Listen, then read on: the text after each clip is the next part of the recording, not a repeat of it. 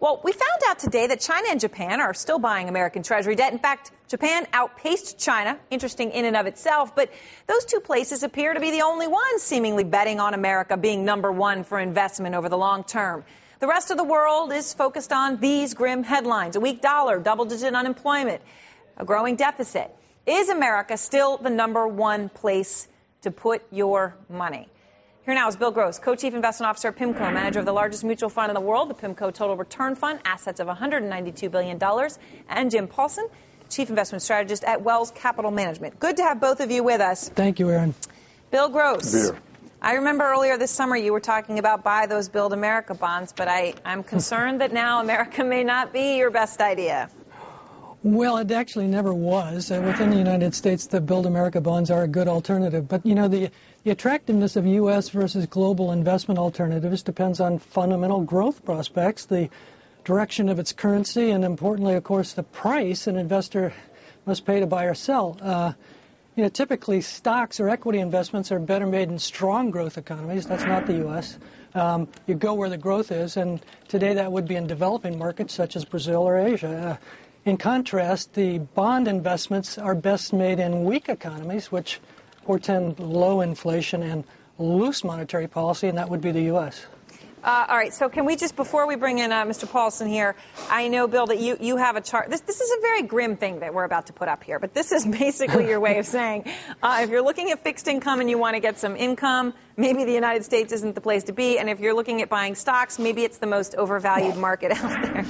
Well, I think that's true. First of all, on the stock side, the U.S. has a P/E ratio of close to 18 times. These are Bloomberg numbers. The U.K. has a P/E of 14 times, yep. and Brazil at 16 times.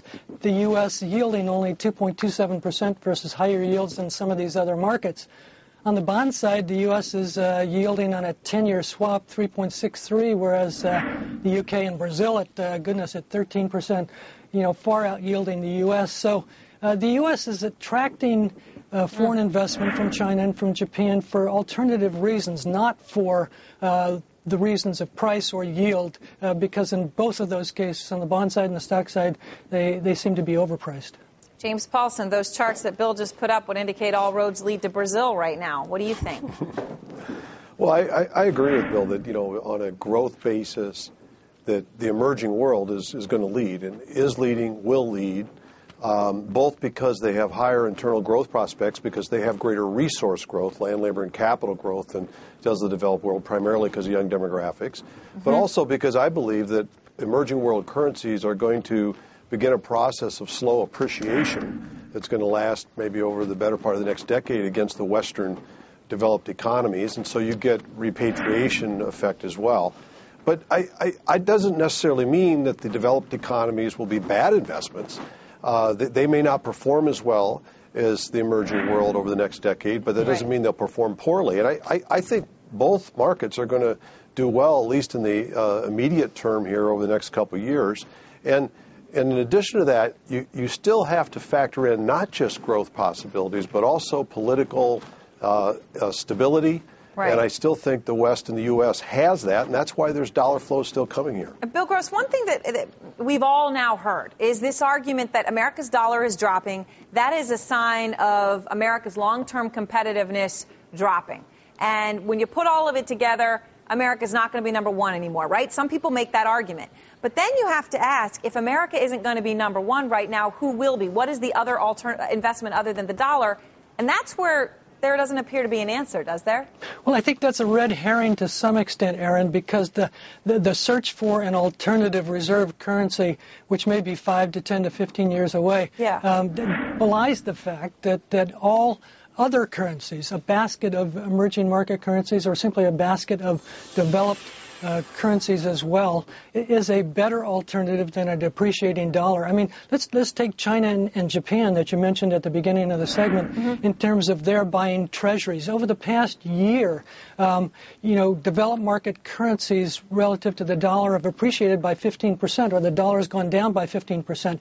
Every treasury that China bought at 1 to 2% yields have, in effect, produced a negative 13 or 14% return over the past 12 months. Same thing, basically, in terms of Japan. So other countries must look to not only the yield on U.S. investments, but a possibility of a depreciating currency in terms of factoring in the total return of their investment. So let's just say I had all my money in cash right now. I know people who've done that, and I'm sure both of you do as well. Some of the people watching right now might.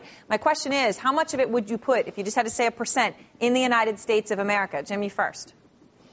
How much of the cash exposure? Right. If you're going to invest it all, you got $100,000, let's say you're going to put it all in the market somewhere in the world in some asset class. How much in the U.S.? Well, again, Erin, I think the raw percentages are tough because every individual has different parameters they have to live with and they should be focused on. But I would say that you want to be closer to your maximal parameters overweight within your equity proportion towards the emerging world.